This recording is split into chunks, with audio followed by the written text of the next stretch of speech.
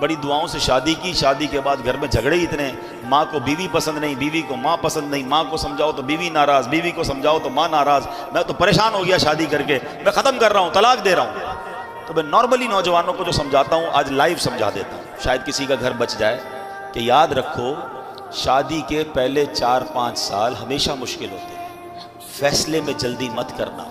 جن کی شادی کو 25-30 سال ہو گئے نا ان سے پوچھو، ان کی شادی کے بھی پہلے 5 سال ایسے ہی گزرے تھے۔ سب کے گھر میں لڑائی جھگڑے چھوٹے موٹے شروع میں ہوتے ہی ہیں، اس کی وجہ ہے ایک نیا مہمان گھر میں آیا ہے، جناب وہ سب کو سمجھ نہیں آ رہا ہے، اس کا مزاج الگ ہے، گھر والوں کا مزاج الگ ہے، تھوڑا ٹائم لگتا ہے ایک دوسرے کے مزاج سمجھنے میں۔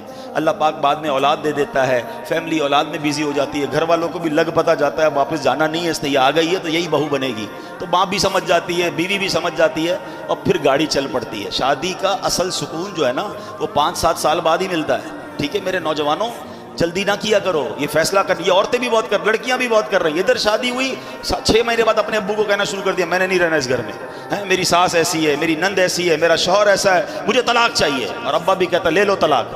اللہ کے بندوں، طلاق کے بعد عورت ہی پھنستی ہے، اس بیچاری کو دوبارہ رشتہ اتنا آسانی سے نہیں ملتا، اس کو بعد میں اپنے گھر میں بھی لوگ اجنبی سمجھتے ہیں۔ پتہ نہیں کیوں نہیں سمجھ رہی ہیں میری بہنیں، 2 بچے لے کر چلی گئی گھر میں کہ میں طلاق لے کر جاؤں گی، میرا ابا مجھے رکھے گا۔ ابو کب تک رکھے گا؟ ابو کا انتقال ہو گیا، پھر تمہیں کیا تمہارے بھائی سنبھالیں گے جن کی اپنی شادیاں ہو گئی ہیں؟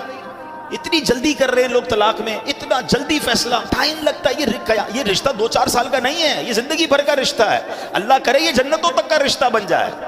ہر وقت فیصلہ کرنا ہے کہ ابھی ختم کرو، ابھی فیصلہ کرو، ابھی طلاق دو۔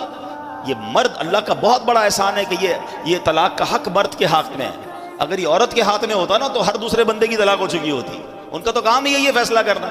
تو میری بہنوں سے بھی گزارش اور میری بھائیوں سے بھی گزارش کہ جن کی شادی، اور میری ماں باپ سے بھی گزارش، یہ ماں باپ بھی شے دیتے ہیں، فکر نہیں کرو طلاق لے کر آ جاؤ میں رکھ لوں گا، کبھی بھی اپنی بیٹی کو راستہ نہ دکھایا کریں، بلکہ اس کو کہیں کہ تم اپنے گھر میں وقت گزارو، ٹائم دیں۔